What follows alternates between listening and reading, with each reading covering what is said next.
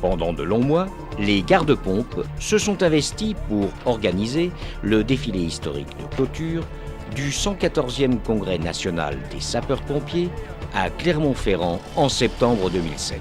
Bien que possédant de nombreux véhicules, ils vont dans de nombreuses régions de France pour récolter des engins rares, et notamment dans l'Ain, à Bourg-en-Bresse et au musée de Gex.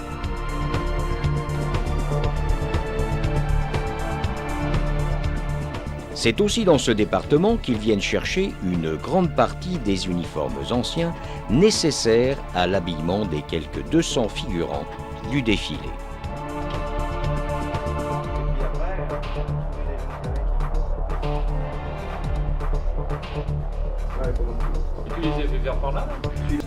Dans une semaine, c'est le grand moment. Alors, on remplit les dévidoirs, on fait briller vitres et carrosseries, on s'active dans les entrepôts de l'association qui recèle de bien belles pièces.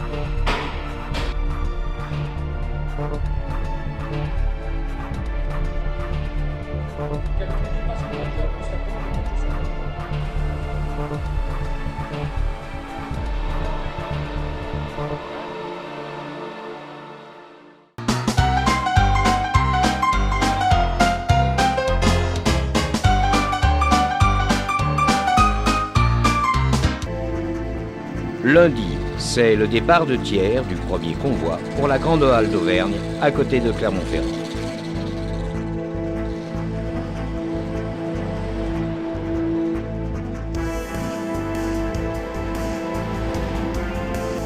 Et c'est l'installation de l'exposition.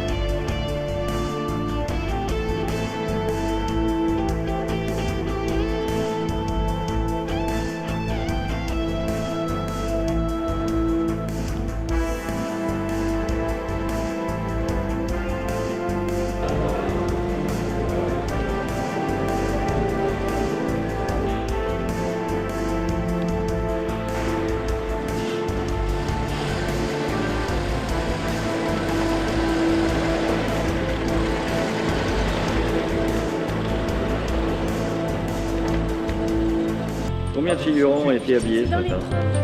250. 250. 250 personnes.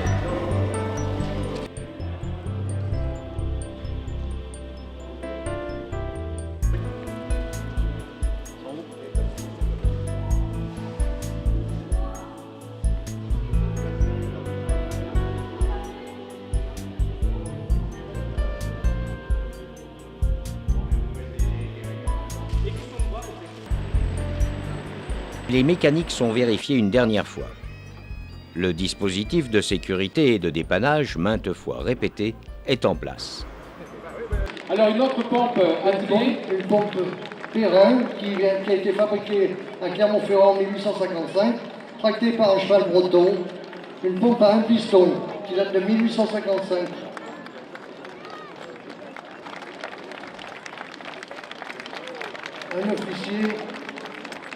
Un officier Premier Empire. Son beau cheval, malheureusement, je ne connais pas la race. Alors on le voit, beaucoup de travail au niveau des plumeaux, au niveau des casques à l'époque. La pompe à vapeur a été inventée en Angleterre en 1829. Et c'est réellement aux États-Unis, dans les années 1840-1850, qu'elle s'est vraiment développée. En France, elle est arrivée sous le Second Empire. Là, c'est un modèle 1888 qui pouvait débiter 1000 litres à la minute. Donc là déjà Elle est caractérisée par 2 juments Percheron. grande évolution déjà par rapport aux pompes de tout à l'heure. Tout à fait.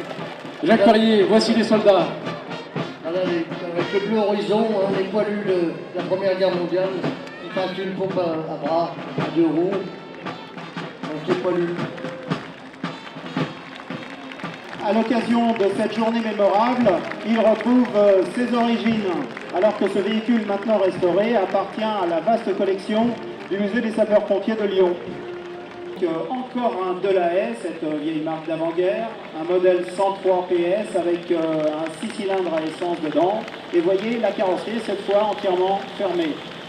Ils sont là avec des cuirs blancs, ce qui est étonnant, et peu courant en tout cas, mais ce sont des cuirs de pompiers qui ont bien existé. Un véhicule qui a été réformé il y a quelques temps déjà, mais qui a rendu lui aussi de fiers services. Il s'agit ici d'un FIN, c'est-à-dire un fourgon d'incendie normalisé. Voilà, immédiatement après la Seconde Guerre mondiale, le gouvernement décide de normaliser les véhicules d'incendie pour éviter qu'il y ait des redites et pour que tous les sapeurs-pompiers trouvent à chaque fois dans les véhicules la même somme d'équipement, quel que soit l'endroit du territoire, si vous voulez. Connu, c'est la célèbre petite goélette Renault.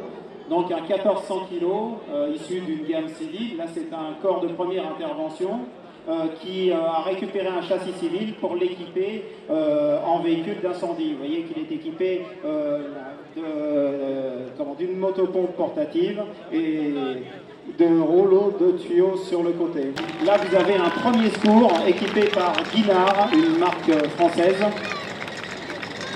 Et comme vous voyez, sa carrosserie est torpedo, c'est-à-dire que tout le personnel est à l'air libre. Devant, et là, c'est un camion-citerne d'incendie, mais simplifié. Vous voyez que l'arrière n'est pas carrossé, donc ce véhicule s'adressait en priorité aux communes qui avaient peut-être un petit peu moins de moyens.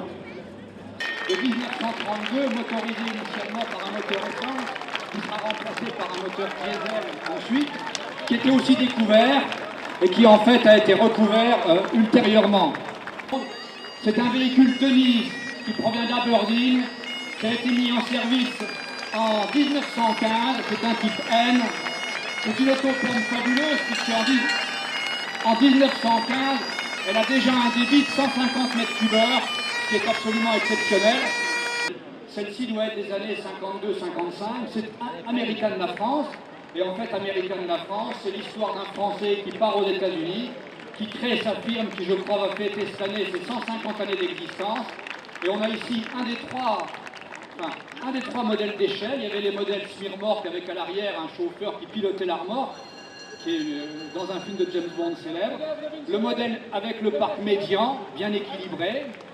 Les échelles en dessous en bois, maintenant en acier pour pouvoir faire un maximum de sauvetage.